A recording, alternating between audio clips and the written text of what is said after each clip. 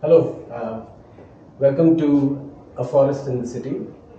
This is an exhibition and a series of events that emerged out of a research project in the Kamala Raheja Vidyanidhi Institute for Architecture. This was a project that was part of a larger kind of project that was funded by the UKRI. The project was called Navigating the Grid, Poverty, Gender and Access to Services in India, Pakistan and Lahore. And we were looking at the access towards infrastructure for poor communities in Colombo, Lahore and Bombay. In Bombay, we were the team that was kind of doing the work. And one thing we wanted to do is that we wanted to look at the access to services for a community that had been severely underrepresented and understood in the city. One of the communities that we were looking at are the communities who live within the large green space that's in the heart of the city, the Sanjay Gandhi National Park, and RA that's adjoining it. This is that large park. Here you have Vasai Creek to the north, and there you have Pawai Lake and Bihar Lake to the south. And everything that you're seeing around are these yellow dots. And each of those yellow dots are some of the paras that are there within the city.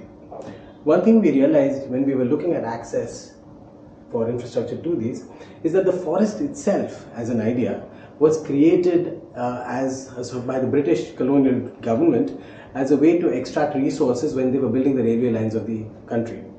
So it became an interesting thing for us to think about that what is the forest really? The forest is created as by the state and it claims it through that act of regulation or map making. Similarly, communities, the city, civil society organizations, non-governmental organizations are always claiming and creating the forest in the way that they represent them.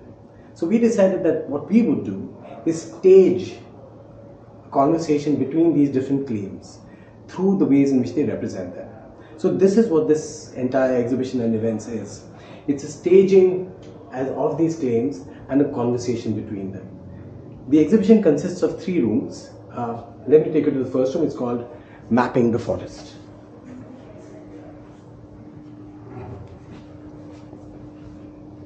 So we begin first with the institutional imagination of what a forest is.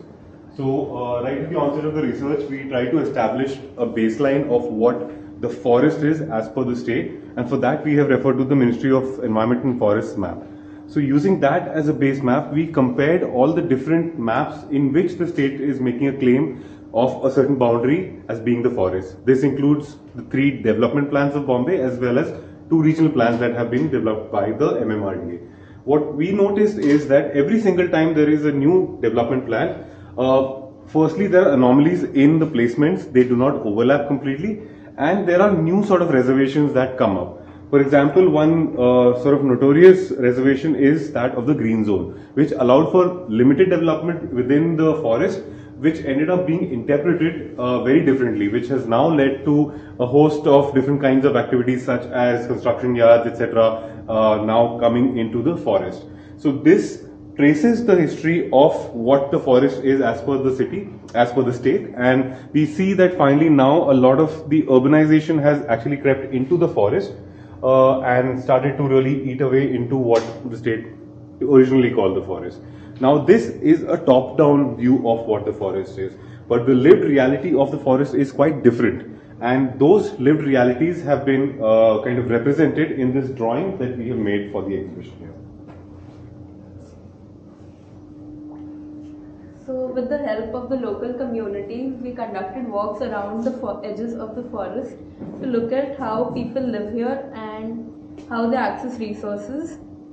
For the purpose of the drawing, we picked out a few padas and we zoomed into them.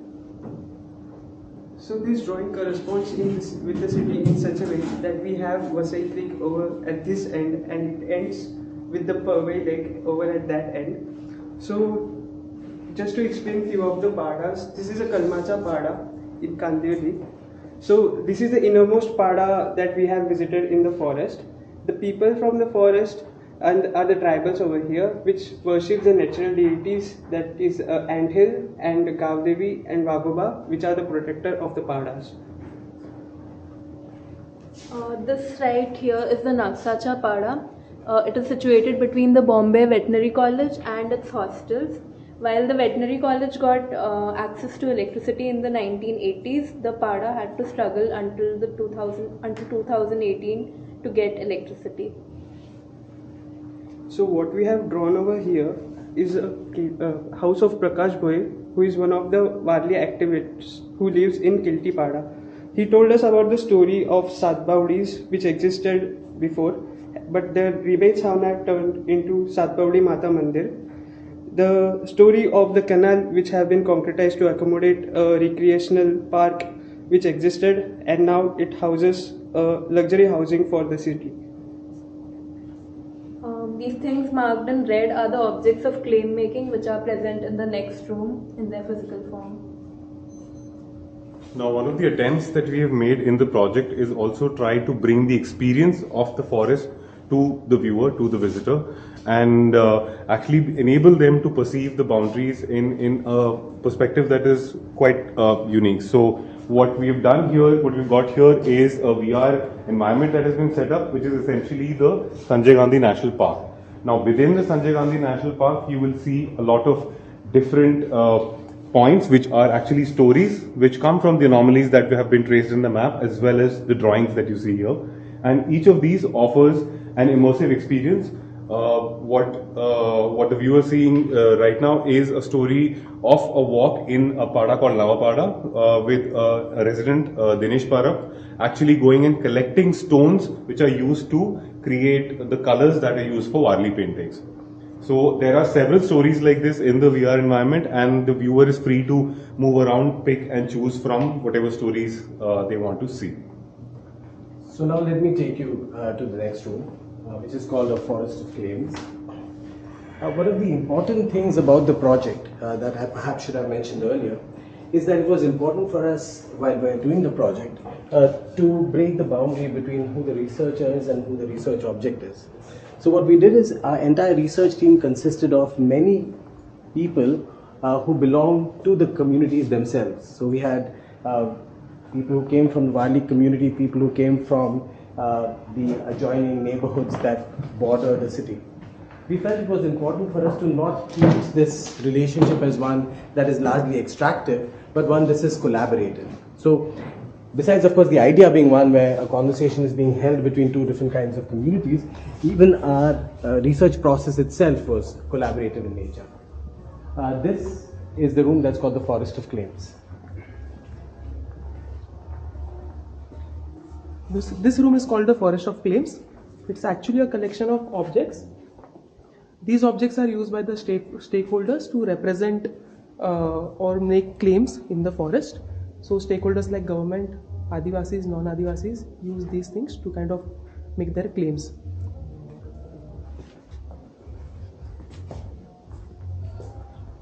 This is one of the objects. This is deer poop. So the forest department has banned Adivasis from keeping goats. They say that it spreads hoof disease to the deers. As a result, one day they trapped 30 goats.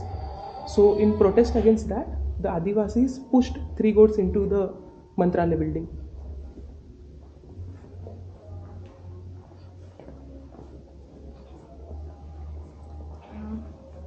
This is a pair of objects we call plantation politics.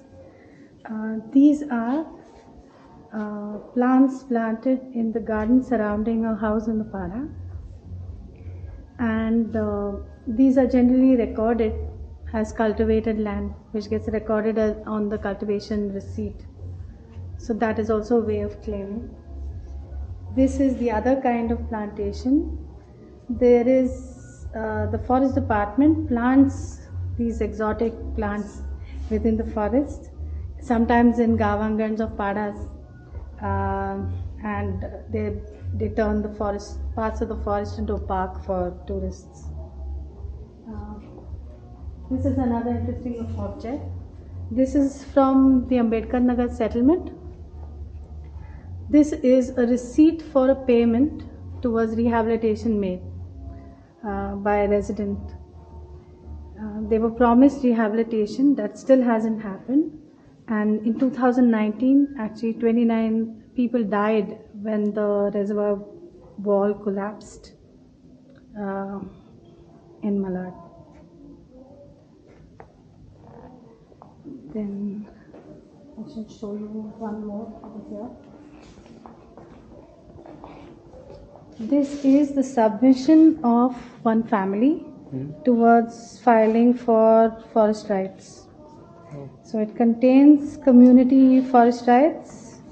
There's a letter from the Vanhak Samiti of the Pada. There are identity documents. There's a caste certificate. There are cultivation tax receipts from 50 years ago, and they collect every scrap of document to prove their claim on land. This is something that is called the Nazreen Akasha, which is prepared in the presence of the Vanhak Samiti, that identifies the boundaries of the land under use based on old trees, built structures, cultivated areas, etc. Yeah, this is a caste certificate. So you can see this is actually very interesting. It's an invitation to a sort of merawa of farmers. These are what the khotpautis are like, in tatters, very ancient documents.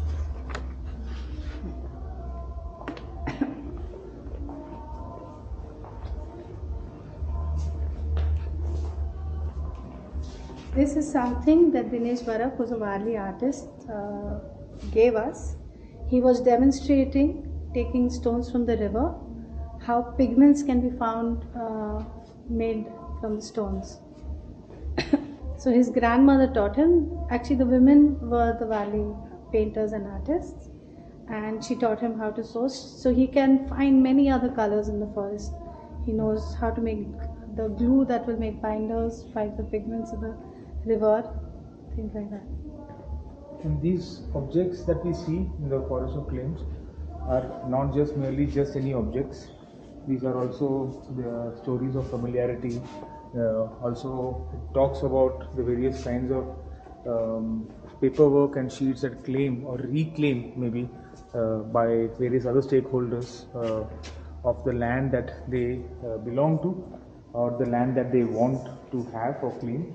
And these objects come back in the clearing, and where we invite stakeholders and the city to have a conversation and a discussion around these objects and the forms of claims that various people, including the city, try to make on the forest. And one such conversation is this conversation between these two drawings that we see here. This is by Dinesh Barak, the drawing of his Pada, Navapada, and the various kinds of forms of information and stories that are embedded within the drawing. Talks about the relationship that the Pada has with the forest.